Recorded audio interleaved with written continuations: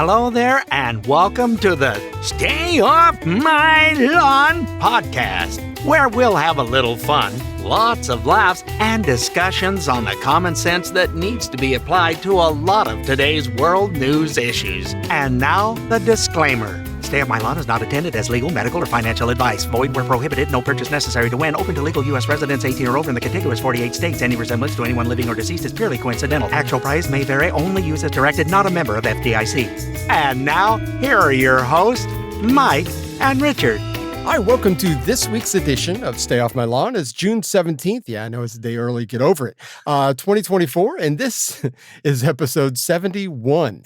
I've got an infusion tomorrow. They don't listen to me when I tell them I'm busy on Tuesdays. They just don't care. Oncologists' office just don't care. So you think they're paid to care, but they're not. They're just paid to put stuff in you. So anyway. Yeah, it's always we have to change because your doctors apparently are against us and don't want the podcast out. See? I don't think they give a rat's ass or even know we exist. No, they don't. They don't know. They don't know. And it's probably better off that way. They might give me, they might give me stuff that might hurt me. So let's get rid of him. I mean, we don't need that. Anyway, it was Father's Day this weekend. What'd you do? I cooked all my favorite foods. It's all about me. My wife goes, I got everything out for you. And then she went and sat down. So I whipped up the batter and stuff and made myself some waffle batter the way I like to do it. And then we had some we usually have thick bacon, but we had this thin stuff, which worked better when you're putting it into the inside of a waffle and let it fry up in there and then put the batter on it. Yum, yum, yum. So I had waffles with bacon in it for breakfast, and then I had ribs that I took and put some seasoning on and had it in my pellet smoker for about it was close to 2.5, 3-ish hours, and then another hour wrapped in foil with barbecue sauce on it. It was delish. Nothing like pork products to make you feel good for the day. That's right. The rest of the day was spent going rolling around the mud, you got to do what you got to do. And then I had a food coma nap. Nothing wrong with that. Everybody needs a nap once in a while, especially when you get to be our age. Sometimes a nap just kind of creeps up on you and hits you. We got to see the grandbabies yesterday. We went to the Texas Roadhouse, and of course they sat with us the whole time. They'd pretend like their parents don't even exist when we're there.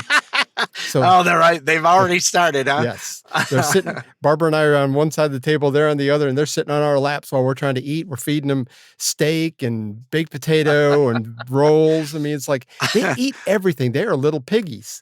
It's fantastic. So yeah, we get to see them. And I think they're coming over today. It's supposed to be another 90-degree day today, and they're going to come over and get in the pool.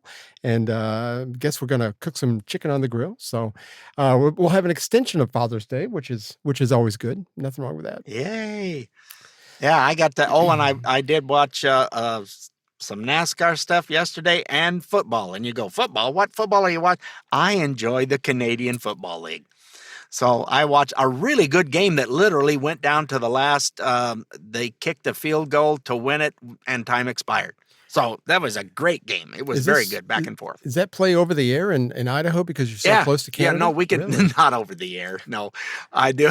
Through an antenna. I'm one of those people. I still have a dish. Oh, I see. Okay. With Dish Network, and it's on the and I think you can stream it too. It's on the CBS Sports Network. Okay. So they carry it, and I enjoy watching it. I got a friend that's up in Winnipeg, so the Winnipeg Blue Bombers, kind of my team. They suck this year. They've lost 2 in a row.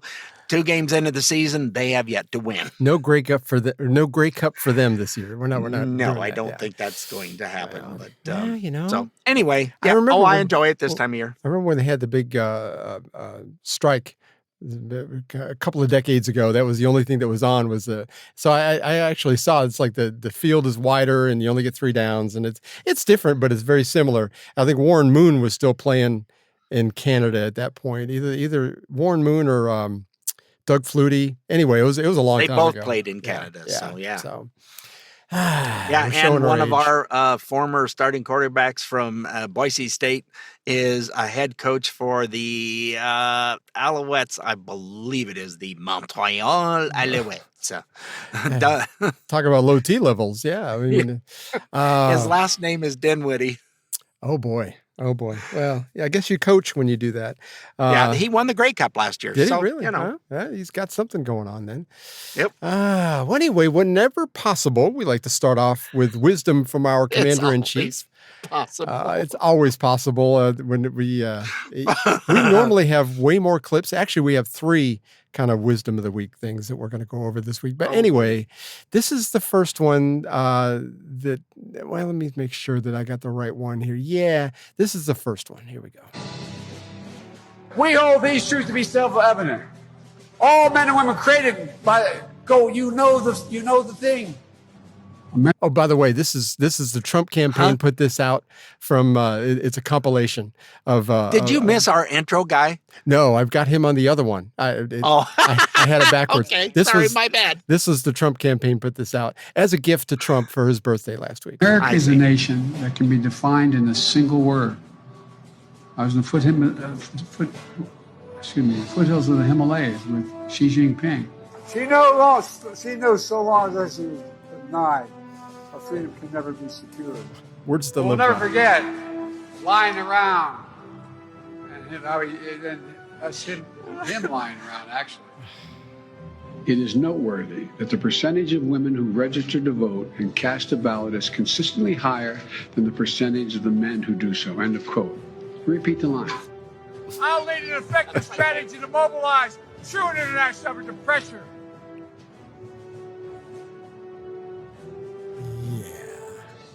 I think that was it.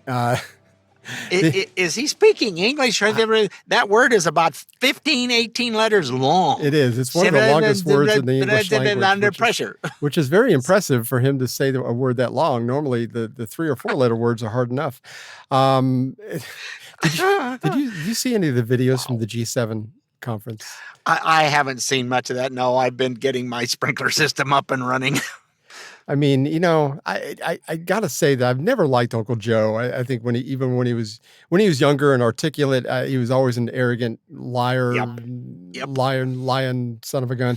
Anyway, but now it's just kind of sad. And I place a lot of this, and you and I talked about this off the air. I place a lot of this blame on Jill, Dr. Jill.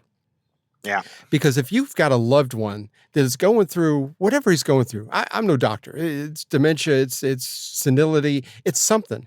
So, I mean, I would hope that if I was in the public spotlight all the time, and I'm wandering around and doing things I shouldn't do or say things that I shouldn't say or have the word depends, whatever it ends up being, I would hope that my wife would say, yeah, that's it. We're not doing this anymore.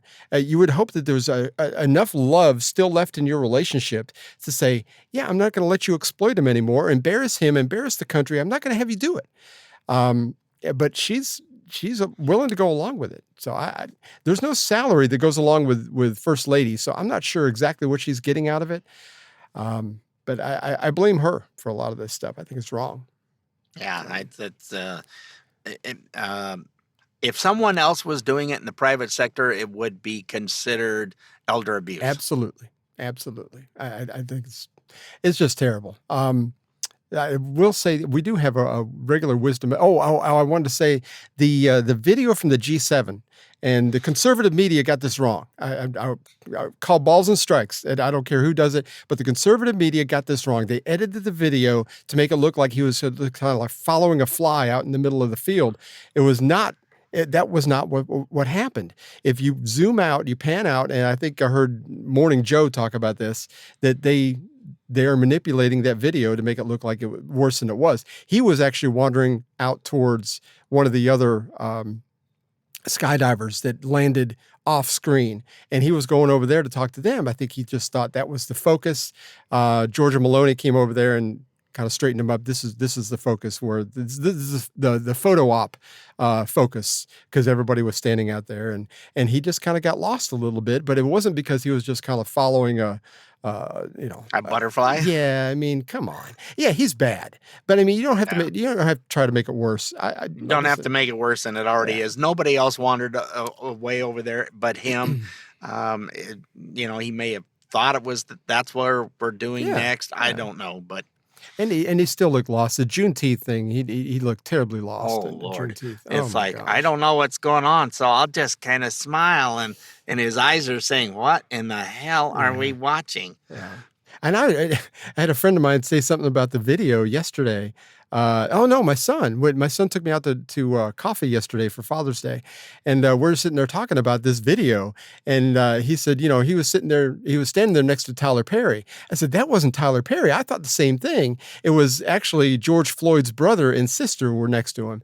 And he's like, really? God looked just like Tyler Perry. He said, he did. I totally admit. Anyway, but yeah, he was so lost, and he had that grin that there was nobody home. The elevator didn't go all the way to the top. Something was off that day that showed the pilot light was out. So anyway, he did have a wisdom of the week, and this is a short one here. It's Uncle Joe's wisdom of the week.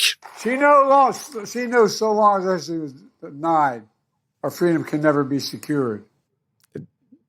Those are words to live by. We can work with that. I'm not sure exactly, what all that was. I'm not sure how to live by them, with them, for them, or what them actually is. Just do your best. That's where you got to look.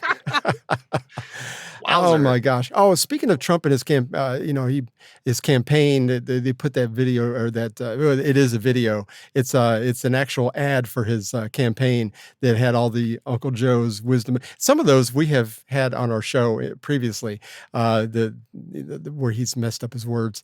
But anyway, Trump has raised $500 million since he got convicted of those 34 felony counts, even though everybody's sitting back and calling him a convicted felon. He's a convicted felon. And he's raised $500 million, over $500 million. So, well, there were so many improprieties in that. In that kangaroo, even kangaroos are turning their back on him. We don't want to be involved with being called something that we're not gonna. I heard there's a class action suit from kangaroos that are saying, quit using us. Stop using our name in vain. It was just an absolute joke. And those that are hard left can say what they want about it, but I'm sorry. You don't have handpicked jury that. Do you follow? Have you listened to? Okay, you'll be fine. Next. And then you didn't even have to have everybody agree. I mean, they told him that just before. That was part of the. That's not how that works either. But it did work. I mean, for now, we'll have to wait for and now. see. But it's that's no. That's a big no bueno. No bueno, yes. One more wisdom of the week this week. Kamala Harris recently explained the importance of the role of community banks. And it's very enlightening, so listen carefully. So the importance of community banks is they are, as they are called, they're in the community, led by members of the community. They are people who understand the capacity of the community, the needs of the community, the culture of the community. I think she broke the record of having community all in one run-on sentence. Six times in that little tiny, less than 10-second clip. In the community, led by the community, whatever. For the community, by the community, as one for the... It's like, whatever. God love It's her. reminiscent of the same way she spoke about time. Yes. And that, boy, she hits that all the time. I mean, she goes back to that. That's her standby statement, and wow. We need to get that on. I need that clip that we can just kind of go over that sometimes because and what really my problem is. But my focus is just stay focused. Yeah. See, and I'm losing it apparently on that. Anyway, we're coming up on a break here pretty soon. I've got some things about Brian Stelter. Remember the guy from CNN that CNN's losing viewers left and right, and he was so bad they fired him. Which whatever. Anyway, so hang in there. We will be right back with Brian Stelter. The Stay Off My Lawn radio show and podcast. We'll be right back. I salute you, man in the back ignoring his computer updates again. And you, woman, having irrational conversations with the broken copy machine. Refresh yourself. Pop open a cold one and toast to another day done. Coors Light, the official 5 o'clock beer.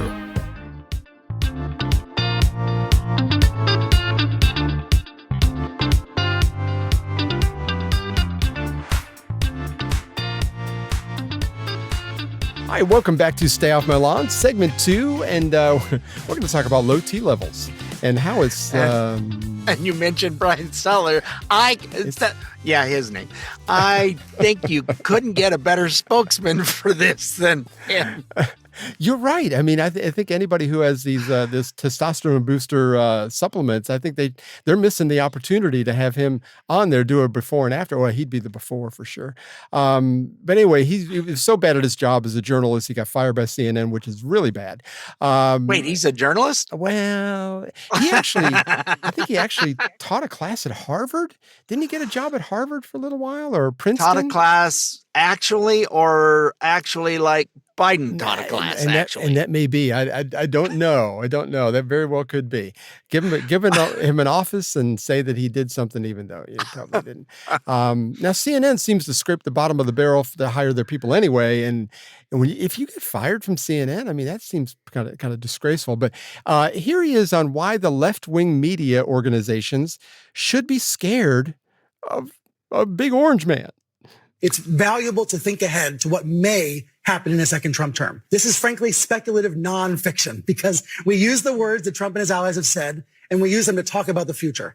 Jail, of course, is an extreme part of the spectrum. Imprisonment is an extreme part. But think about IRS audits. Think about government pressure on media companies. Think about other forms of government interference. There are a lot of pressure points. And frankly, Rachel Maddow's not the only member of the media thinking about this. I've talked to the heads of news organizations, CEOs of media companies that are thinking through, not in dramatic fashion, not because they're afraid of going to jail, but because they want to know what could Trump do to use his power in the second term to punish the media.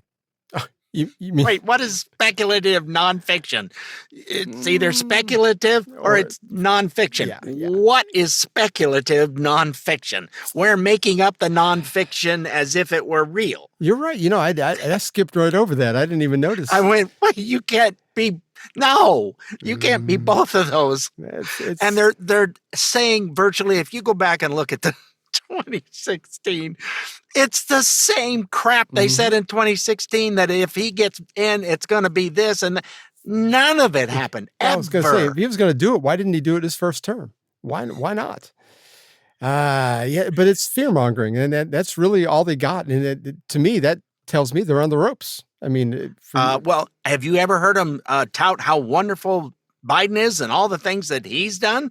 I think some of the best things he's done is bring the Republican Party together. Well, yeah. I mean, we're still kind of scattered a little bit. Oh, we have our rhinos. Yeah. There are more rhinos that are getting voted out or knowing I'm going to be voted out, so I'm resigning before I can get voted out. And I think the Republicans or anybody on the right in this whole country, we need to collectively push ourselves to show up at the polls during the primaries. Get those rhinos out of there. Vote somebody else in. Or if if anybody is running against the rhino, I don't care if they're seemingly another rhino. Get a different person in there and maybe get things stirred up. Because once they get to Washington D.C. and start talking to Marjorie Taylor Greene or Matt Gaetz or Chip Roy, whatever, they might be able to kind of straighten up a little bit. But you keep putting those same rhinos back in there, we're going to keep getting the same freaking results, and it's just not working. Anyway. Yep. I totally agree. Whenever I hear him speak, though, I just feel like my collective... Is he with MSNBC now? Where did he move to? I'm not sure. I think that interview was with MSNBC, and I don't know whether he's there or not. I don't think he's teaching at Harvard or Princeton or wherever he was supposed to be teaching. I don't think he's doing that anymore. So yeah, maybe somebody did hire him, but it's like, to hear him talk though, you almost feel like your own T levels are dropping. I mean, goodness gracious. Well, it's him leaving CNN, a lot of people have left CNN, and their numbers just keep going down. There are podcasts that have way more viewers easily in one podcast, i.e. Joe Rogan, Yeah. than CNN does almost in a week. Oh, yeah. One day of Joe Rogan is more than they have in a week. Yep, absolutely. They're down to, what did I see? Something around less than 500,000 viewers a day total. Wow. For all the shows, not just one hit show, quote unquote. Yeah. Well, I don't know that they've I ever think had it. there's a lot of good podcasts out there that are news oriented. You Right. got Michael Knowles, and you've got Chicks on the Right, our friends that I mean, they have a great podcast, and they do kind of what we do. They go over different, but more of their stuff is mostly video. They go live on Instagram all the time and every day. But they have a daily podcast. But I mean, even people like Shellenberger's got a podcast, and they're doing stuff too. It's like, so people are not relying on network stuff anymore. MSNBC, I think they've actually surpassed CNN as far as viewership now. Way more than that, because CNN lost their main big building. They're back in the studio that they had when CNN first started like 25 years ago. It's crazy. So, you know, back during COVID, Brian Stelter, he had a little bit of a breakdown when he spoke. He actually spoke about this whole thing on CNN, which I got to hand it to him. You exposed yourself to a little bit of criticism by saying this, but here he is talking about how hard it was. But I have to admit to you, I had tried to bottle it all up. I guess I was trying to be stoic for my wife and kids. It wasn't until this Friday night that I hit a wall. I was supposed to be finishing my nightly newsletter that I mentioned earlier. But I couldn't do it. I couldn't get it done. I was so gutted by the death toll. I was so angry about the ignorance in Washington. I was so worried about family members and friends who are at risk of losing their jobs or who have already lost their jobs. It was that mix of emotions that many of you also feel. And that's when the tears came. We don't talk about this on TV much. I think we should change that. I think we should talk about this. You know, I had a lot of emotions going on when COVID hit, but none of them made me cry. No, they kind of chapped my hide a little, Exactly. and all these people losing their jobs were mostly from people that went, no, I'm not taking that experimental drug. Right. They lost their jobs. Yep. Neglected to give the reason why so many lost their jobs. No, you're right. So there was that, but that's typical CNN. But I when mean, why do men cry so much anymore? I mean, it's just really kind of weird. It's like, I will tell you this, I will get misty every time we're watching a movie and a dog dies. It will happen every freaking time. And I will totally admit that. But you know, if a person gets shot in the head, I'm like going, well, they probably deserve that. It doesn't even bother me.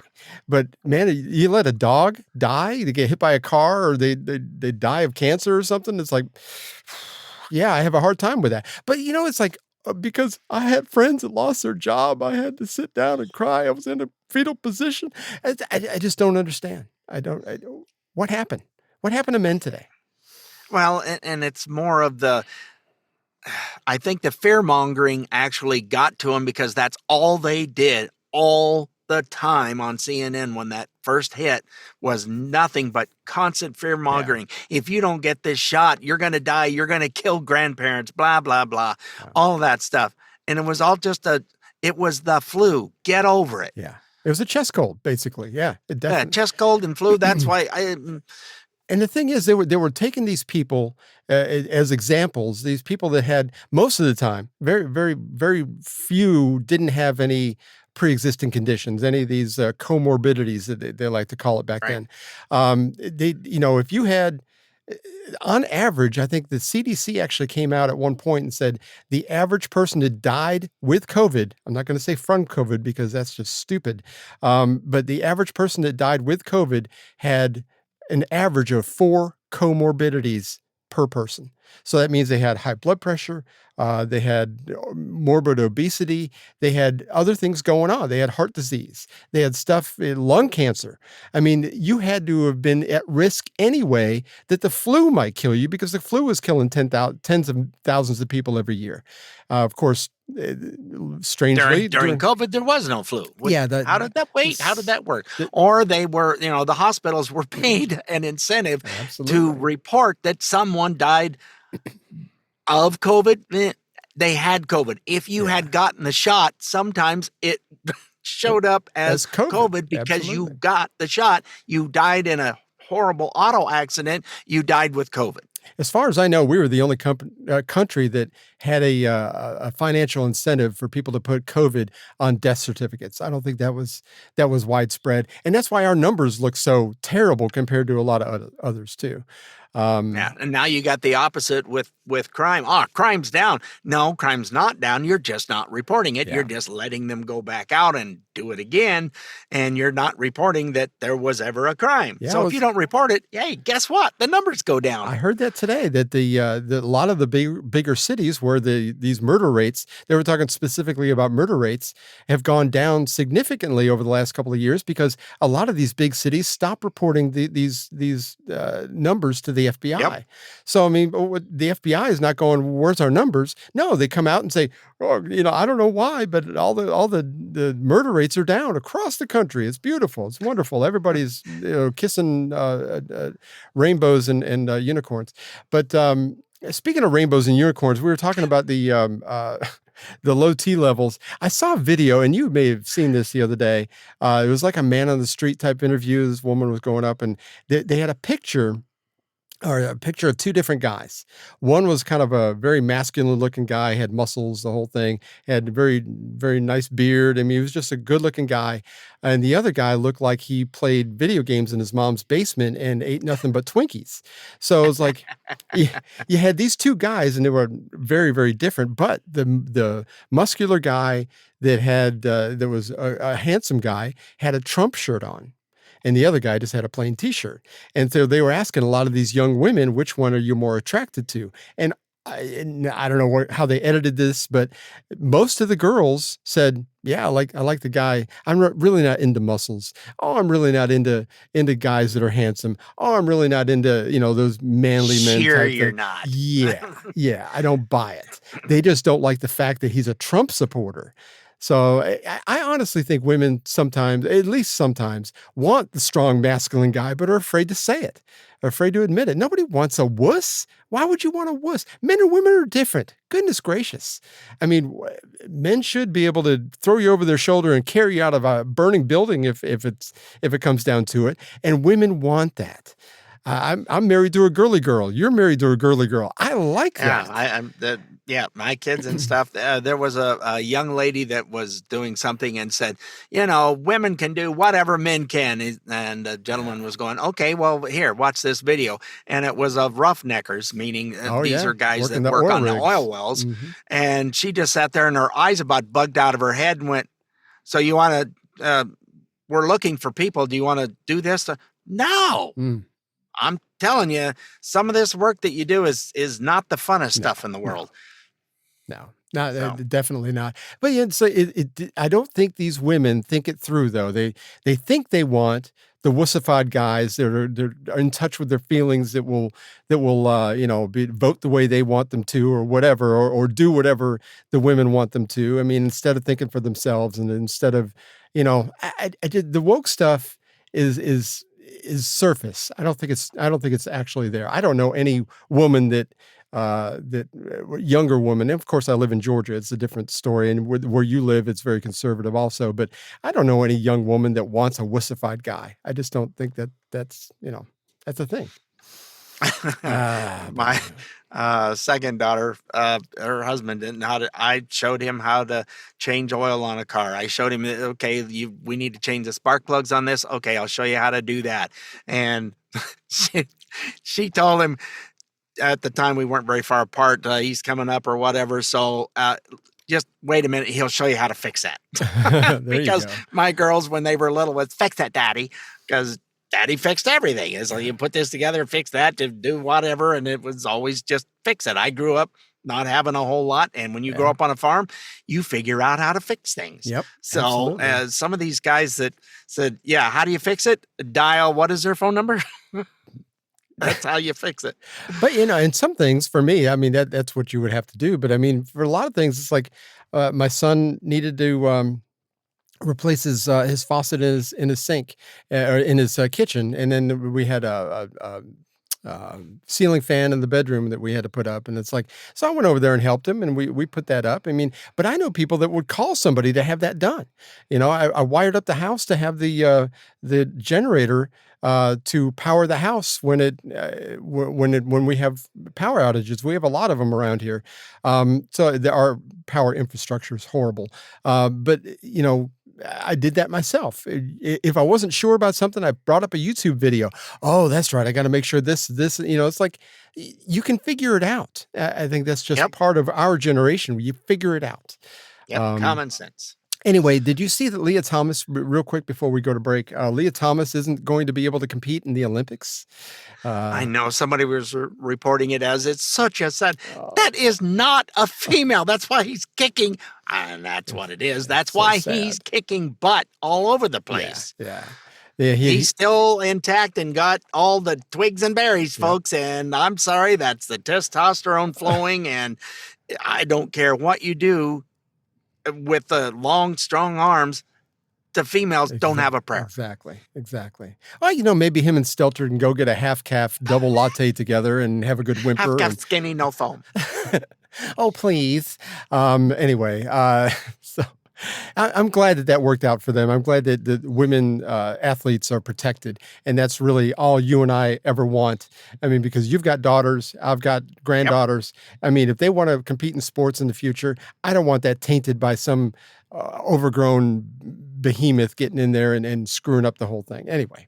Yep. Enough on that. We're going to break. When we come back, we're going to hear from Michael Shellenberger, former lefty, and he's changed his mind on a lot of things, on what science deniers actually are. So hang in there. We'll be right back. Stay tuned. More of the Stay Off My Lawn podcast is coming up. Cookies, potato chips, ice cream, candy bars, more potato chips, soda, more soda, and fudge bars. That'll be $63.07. Let me go get my mom. If kids made decisions on food, you know what they'd get. That's why you're the parent. To learn how to better plan healthy meals, go to intermountainlive.org. Intermountain Healthcare. Healing for life.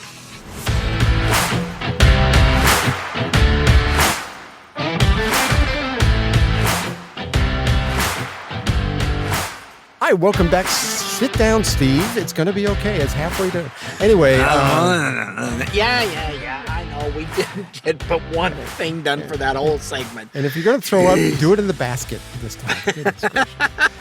He's been drinking again. And by the way, in case anybody's wondering, no, we're not against gay people. Don't care. Oh, you know what? No. You do you, boo. We really don't have a problem with it. It's not a big deal. It's when you start trying to shove it down my throat, that's when we have a problem. I've got gay family members. I've got gay friends. I don't care. Same here. And normally, and they don't care about all this woke stuff either. They don't like men competing in women's sports. They don't like men being in women's restrooms. It's just they see all this trans stuff as crazily as we do. So I mean, I think the amount of gay people out there that are for all this stuff, and I could be totally wrong, but it seems like they don't like this either. And this is kind of, they don't like being lumped in with all the LGBTQ yada, yada, yada stuff. Yeah, alphabet soup. Alphabet soup. Anyway. Oh, I love this clip from Michael Shellenberger. This is, boy, it just sucks when you have your own words tossed against you. Absolutely. It's a little bit of a longer clip, but I love it when people used to be committed leftists in this country, because he was very much a tree hugger. And but anyway, he's kind of changed his mind. Of course, that started when he was part of the Twitter files. Him and Matt Taibbi were tasked to uncover all those secrets. And anyway, we've gone over that extensively before, but here he is talking about how conservatives are labeled science deniers when they should be the ones. Well, anyway, he'll explain it. Hey, everybody, it's Mike Shellenberger for Public. For the last 30 years, Democrats have attacked Republicans and others as science deniers. They have pointed to skepticism about climate change, evolution, and the history of life on Earth as proof that Republicans are in the grip of a pseudo-scientific religion. But now it's Democrats who are denying science. In California and across the United States, Democrats are demanding that schools teach children that they can change their sex. They say that boys can become girls and girls can become boys through the magic of language. You're a girl if you say you're a girl, and vice versa, many Democrats believe. Now, don't get me wrong, I have no problem with boys playing with dolls and girls playing with trucks. Very few people are truly gender conforming if we define gender as stereotypes from the 1950s. But I have a real problem with taxpayers funding schools to teach the pseudoscientific idea that there are more than two sexes and that they can be changed. There is no debate over this question. No amount of magic words, drugs, or cosmetic surgeries can turn a boy into a girl or a girl into a boy. This is basic biology. In fact, what's happening is much worse than most people realize.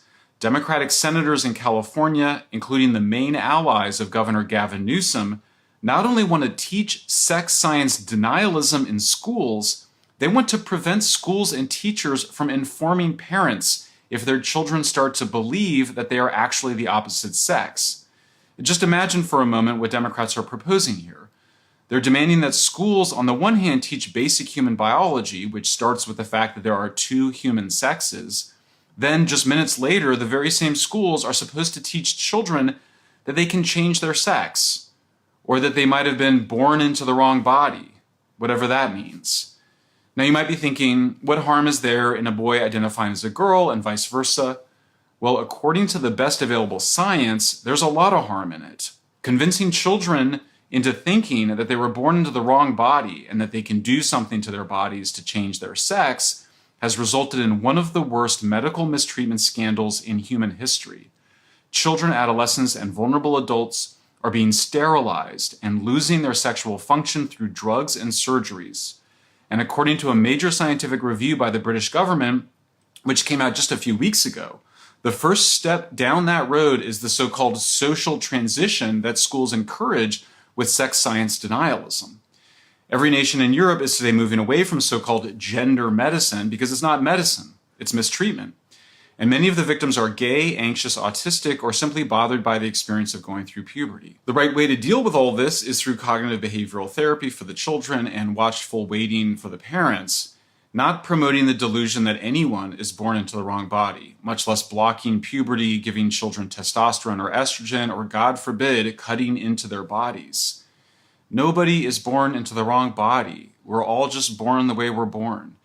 Yes, some people are attracted to people of the same sex. Fine. That doesn't make them the opposite sex. It just makes them gay or bisexual.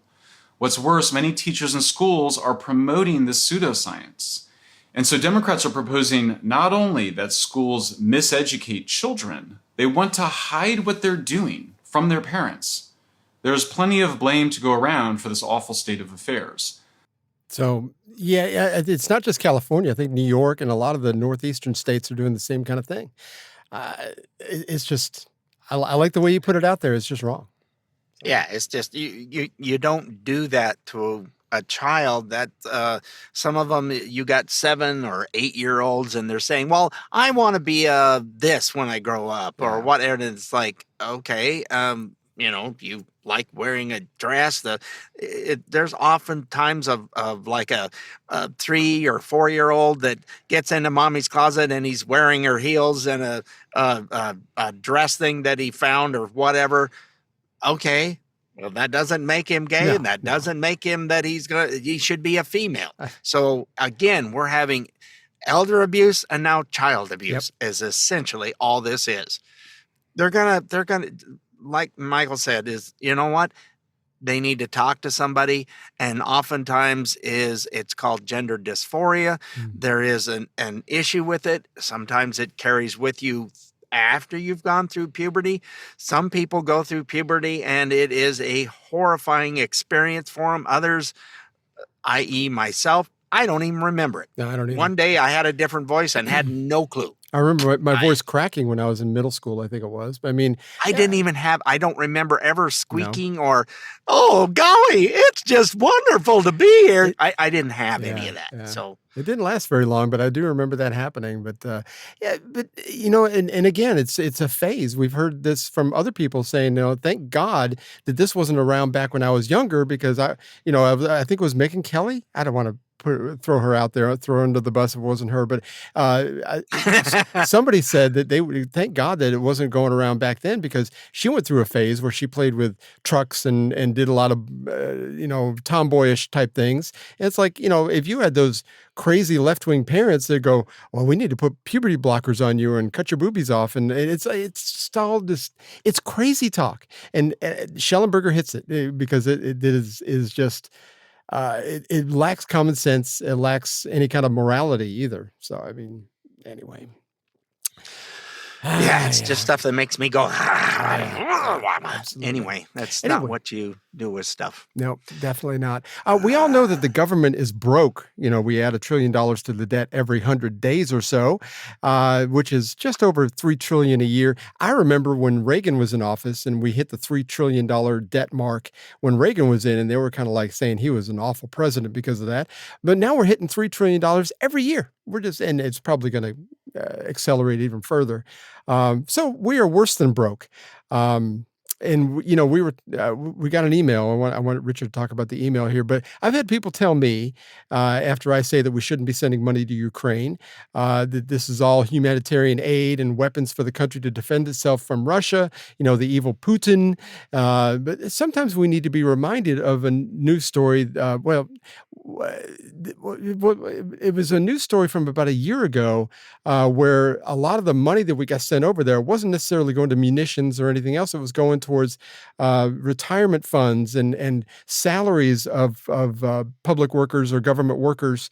That it's like, we don't even do that for our own citizens. Why would we do that? Right. War sucks. I get it, and my heart goes out to the people of Ukraine and the people of Russia, because most of those people didn't sign up for that. These are the people in charge that are sending their young men and women into battle. There's probably no women at all, but sending those young kids, they didn't sign up for this. It just, I don't know. Anyway, we got an email about this. You want to talk about it? Yeah, it was from a listener in Great Britain that I love having some political discourse, if you were, or having a discussion that's very respectful. And it was it was their viewpoint. They didn't necessarily agree with ours on Ukraine. They liked some of the other stuff that we did, but the Ukraine stuff, they had dealt with children who had came from Ukraine, and they were helping school them and such. And every time a plane would go over, the little ones were scared, thinking they were going to get bombed again, that kind of thing. So PTSD, I understand. War is not good for both parties in the war, or collateral damage, if you want to call it that. And so, but they didn't agree that they felt like should be supporting their country that they're in, should be continue to support Ukraine. They're a little closer to it than we are. Absolutely. Understand that. Yep. I know the reason that it started, but the thing that we're looking at is a lot of the money that we sent over to Ukraine actually ended up going into the pockets of those. You think our government's corrupt? We're not far from it, but as much as they are. But it's gone to them buying $20 million mansions over on the Riviera or wherever. They had these giant. Why in the hell are they using our money for that? They don't need to be doing that with it. They would rather take care of themselves and screw their own people over. And they're the ones who started kind of this problem in the first place. But as we look at it, you got communists fighting against communists. Yep. And Zelensky's a corrupt oligarch too. I mean, if you want to horrible. Throw He's just Russia a figurehead under the that bus. is corrupt as. Whoosh. And I think that's what we're against. I mean, I think maybe we weren't clear on a lot of this, and I understand where the emailer is talked about this, and it totally makes sense, because you bring the human aspect into it. Yeah, I feel terrible for the kids that have to leave, and the families that have to. I mean, because they're keeping all the younger men. So if you've got a young family, your wife and kids can go, but you've got to go fight. That's not even an option for them. But I think the main thing I took away from it was just an opinion. This is mine. You had yours, and this is they were moved enough to send us their opinion on the subject, and not saying we're idiots and they weren't being nasty about it. No. This is how adults are supposed to have conversations, and you just don't see much of that anymore. No, so I really appreciated them taking the time to, send their vision or version of how they think about it, and that's fine. Hey, you're welcome to your own opinion. I have no problem with that. I can't say and that you're I think not calling us names. No, definitely. I can't say that I think she's wrong. She's absolutely right. I totally agree with what she's saying. Like you said, she's so much closer to it. She has personal interactions with people that are directly involved. I get it. Totally get it. War is awful, awful, no matter whether you live in Gaza, whether you live in Ukraine, it doesn't matter. War is awful. If you lived in Dresden 80 years ago, it was awful. I mean, there was just, if you lived in Nagasaki, it was awful. I mean, I get it. My whole thing, it comes back down to money. And, I'd like to know what country gets taxed. Their people get taxed so they could send America money. It just doesn't happen. I've seen that come into our budget. or Great Britain or anybody. Josh Hawley, Senator Josh Hawley, he reminded us of where a lot of this money has gone to. Good Lord, when it comes to funding the machinery of war, we have money. We have money. We have money that we couldn't possibly dream of. We can run the presses indefinitely if it's going to go overseas. If we're going to be paying foreign governments, why, we've got enough money, apparently, to send $8 billion direct to the treasury of Ukraine. My goodness, we have enough money to make hundreds of millions of dollars of our taxpayer funds available to the private sector in Ukraine. We are now literally funding their businesses, their banks, Lord knows what. We've got money without end. We've got enough money to pay for bureaucrats' salaries. We've got enough money to pay for Ukrainian government officials' pensions. We've got enough money for so-called humanitarian aid that gets funneled away from, siphoned off into any manner of corrupt uses. We won't know because we don't have a special inspector general to oversee this money, but that's a different story. Oh no, we've got plenty of money. Yeah. It seems like we can print money. We can send it everywhere, but except for East Palestine, Flint, Michigan, or even Lahaina in Hawaii, because those people are hurting. But they're Americans. Goodness gracious, forget them. Yeah, no. And Social Security. Yeah, you old folks, screw you. You'll get by eventually. It's an entitlement. We're going to give some of your Social Security money to all these illegal aliens that haven't put a dime in, and we're going to support them with your Social Security money. Yeah. Wow, that hits a nerve. Yeah, it does. It does. And yeah, if you're a young person, if you're 30, between 30 and 40, chances are there's not going to be anything for you. Hate to kind of hit you that. Start that Roth IRA now and get money into it, because you will have no one to depend on but you when it comes time to retire, and just take charge of it and do your thing. We are up against a break, and we are actually going to skip one of our stories, and we're going to hear from Charlemagne, the God is what he calls himself, and he's going to talk about the differences between Republicans and Democrats and their messaging. It's I hardly agree with this guy ever, but he's really good on this. So hang in there. We will be right back. If you're in our demographic, it might be a good time to go and pee. We'll be right back in just a minute. St. Jude founder Danny Thomas once said, "There is no kinder act than helping someone less fortunate than yourself.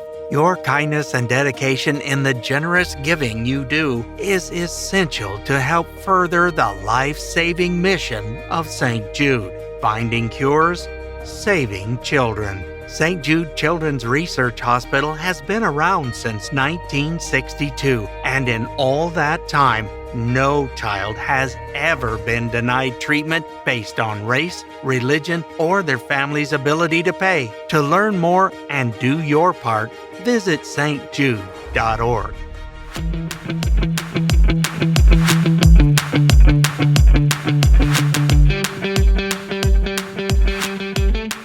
I'm positive, just not with this.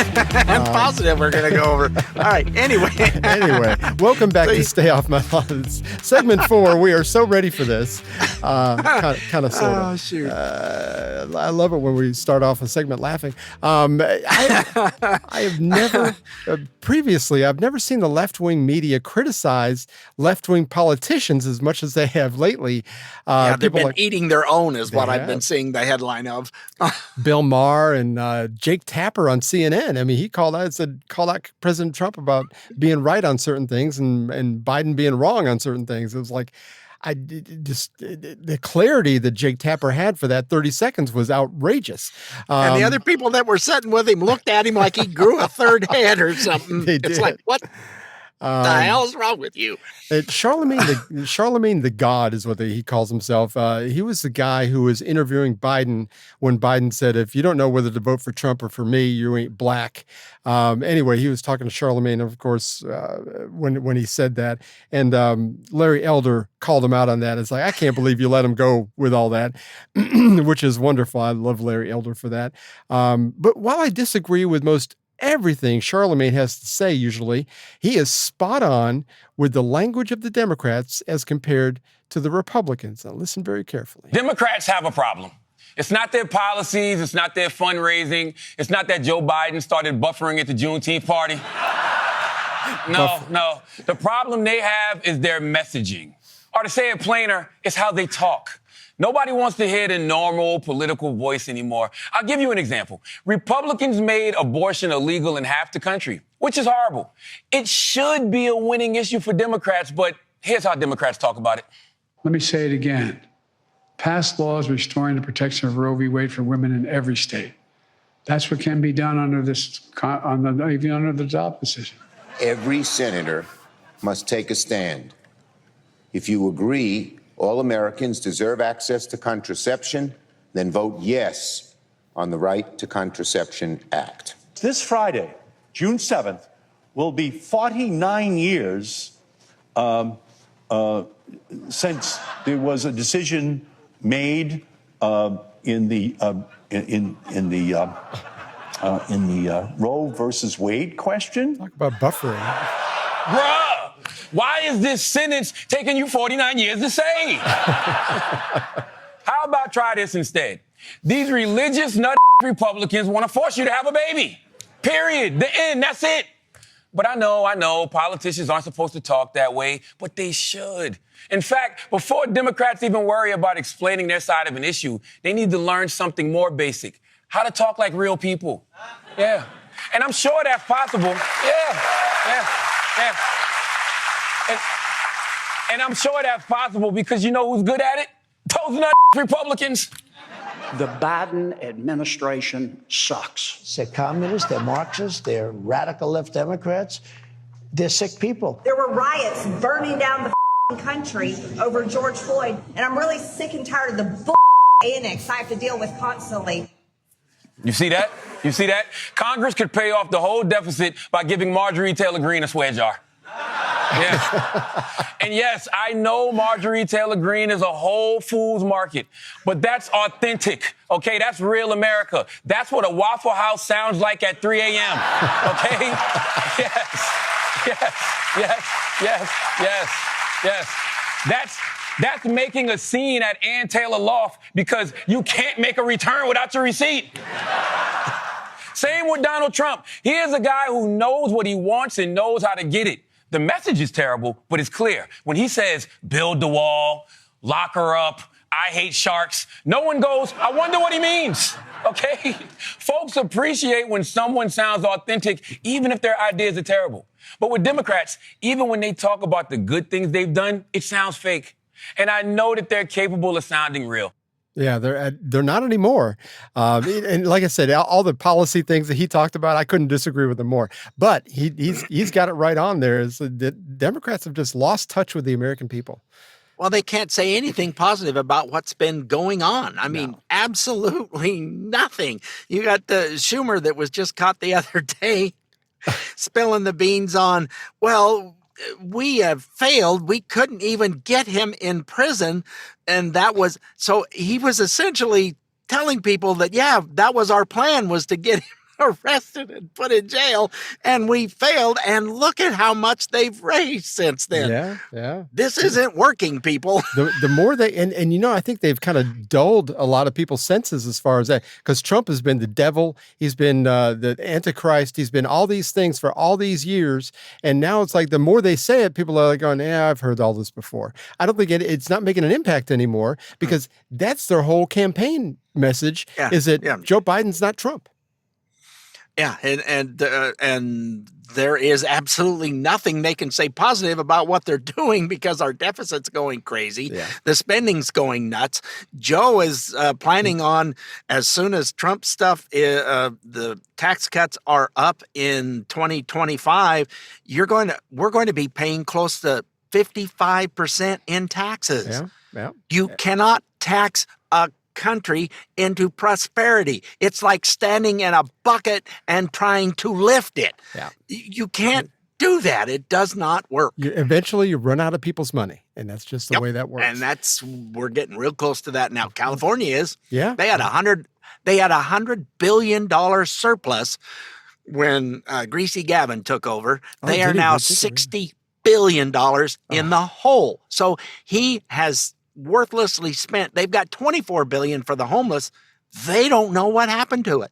Not a clue. Goodness gracious. Well, you know, California and Greasy Gavin, like you said, he is packaged so well, and I think that's where a lot of people go, well, he's obviously smart. He smiles, he does his thing, and it's like, man, if you just listen to him as opposed to look at him, maybe that would be better. And like you said, just look at the balance sheet between when he took office and what it is now. Just look at that. That alone should say we need somebody different. I don't care who it is. It could be Hitler's brother. Let's put somebody in there that does not act like this. Yeah, it's just they're failing everywhere they're going, and people have stopped watching local news, national news. The only ones that are watching it, that's why their numbers are going south so quick, are the left folks that are still kind of watching, but nobody's even watching the local stuff. Right. They're just not. No. I don't watch it. I don't. Nope. I don't know of anybody that does. And I always get from the left folks is, oh, so you watch Fox. No, we don't. You and I, neither one of us hardly watch anything on Fox at all, period. Is we get it direct from C-SPAN, see somebody talking, or where there's someone that is actually filming and having a conversation with someone. It's there. And then if you go to some of these, like MSN is the worst. You go to them and you go, what you're reporting on what? Because that's not even close to reality. Yeah. But, you know, it's spin. I mean, they've always been doing this spin thing for, you know, since Clinton was in office. I remember them taking a lot of the stories from that and just spinning it like crazy. So I don't know.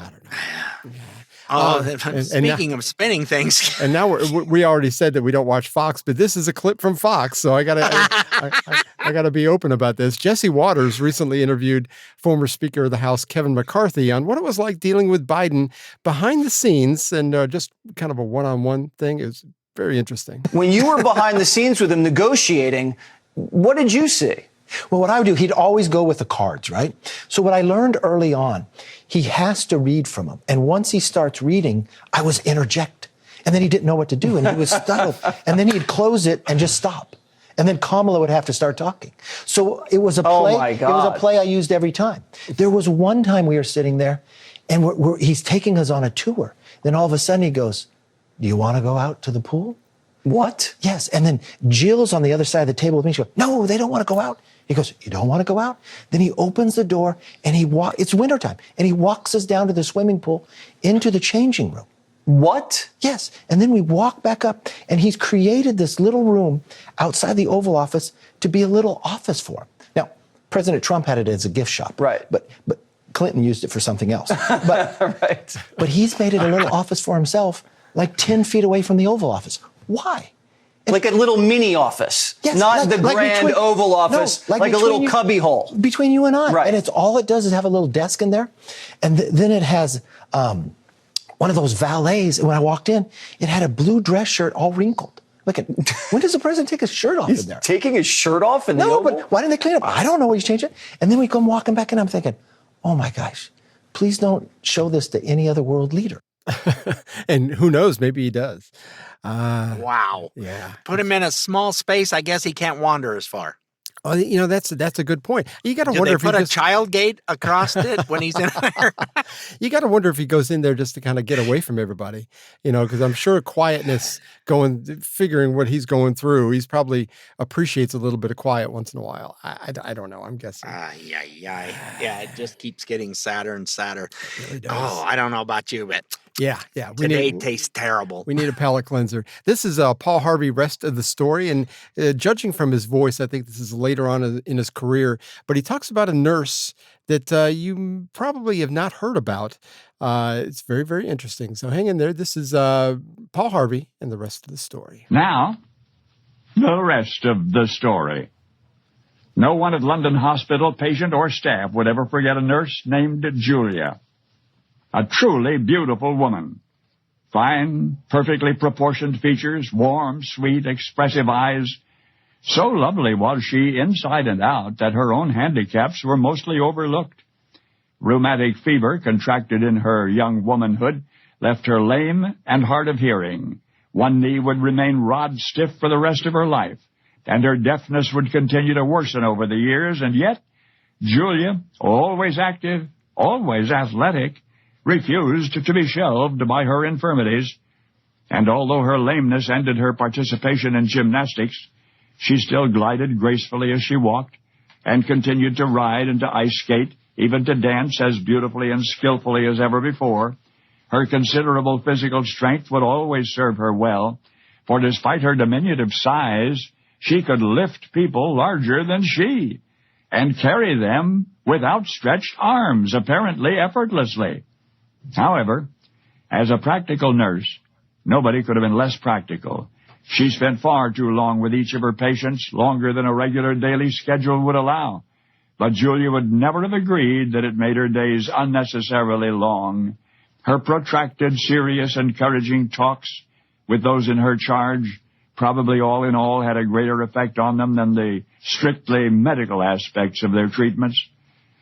There was one young man in the hospital who'd suffered a leg injury, had just been informed that his knee would be permanently stiff, and yet just as the patient was sinking into understandable despair, Julia appeared at the bedside. She said, "My dear, dear man, I hear you have a stiff leg. So have I. And now just watch what I can do with it." And with that, Julia lifted her skirt and swept her lame leg easily up over the top of the bedside table. Julia would not leave a ward until she'd spoken to every patient. Her quick sympathy and personal concern for each was utterly genuine. And administrator, no. Now, she was not a very good one. Still, she was elected president of 2 nursing boards, and she was instrumental, despite the initial opposition of hospital authorities, instrumental in pioneering the use of the Finson lamp for the treatment of lupus. Her personal life was burdened otherwise. Her increasing deafness, which had isolated her from so many simple pleasures, made it eventually necessary to study lip reading. A flagrantly philandering husband scarcely helped matters.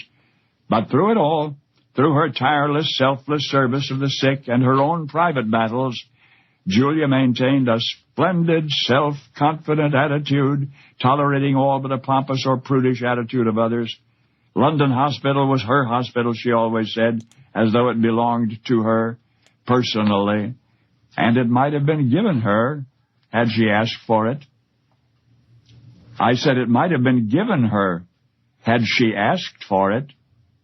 Oh, I don't think I mentioned Julia, Alexandra Caroline Marie Charlotte Louise Julia, was the Danish wife of King Edward VII, was, in addition to all else, in the first decade of the 20th century, Queen of England. And now you know the rest of the story. Yeah, when you I would have never guessed that one. No, me neither. When you got a servant's heart, you can't stop it. So it's just wonderful story. Well, we hope you were somewhat informed and had somewhat fun like we did. But don't forget, you can find us on iTunes, Spotify, iHeart, Amazon Smart Speakers, sometimes YouTube, most of the time on Rumble. And, keep up with us there. Or you can just go to our website, stayoffmylawn.us, for all our past and present episodes. I love it when you stick to the script and you don't go wandering off like I do. If there was one to read, I don't know. I had something I was going to add to it. Now I can't remember what it was I was going to put in there. But old age is getting to us. And, anyway, we will see you next week, folks. Thanks again for listening, folks. Toodles. Well, we had fun and hope you did too. The opinions heard here today are not those of anyone other than Mike and Richard. If it made you laugh or go, or even, then we've done our job. Sort of. Well, mostly anyway. And if we made you think about things in a common sense manner, we welcome you to the club. And if it didn't, then just stay off my lawn. See you next time.